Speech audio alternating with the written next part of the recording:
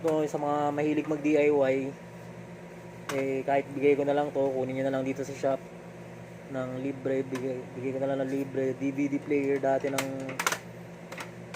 kotse ko, yung project car ko. Ito, Pioneer, old school na Pioneer. Gumagana pa to, binaklas ko lang to do sa L300 van ko nun, no? So ayos to, ayos. Ngayon ito yung pull out version, no? Pinipindot mo nun, di ko lang naisama yung pinapasukan niya. Pero kung mapag-aralan niyo yung power dito, yung tsaka yung ground, tsaka yung speaker output, makapagana nyo to. Ihinang na lang dito. Ito rin, Pioneer din to eh, na equalizer. Naalala ko to dati, napagana ko to. Nawawala lang yung button dito. Pero bumubukas yan.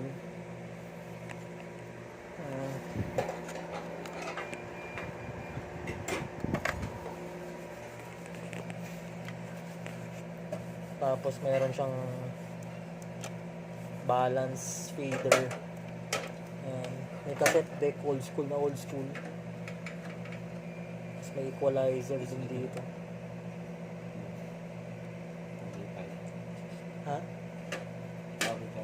Napicture na yan? Okay. Picture. Okay, ayan.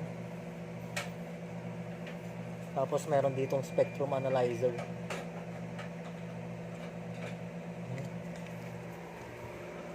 Ayan o, Pioneer.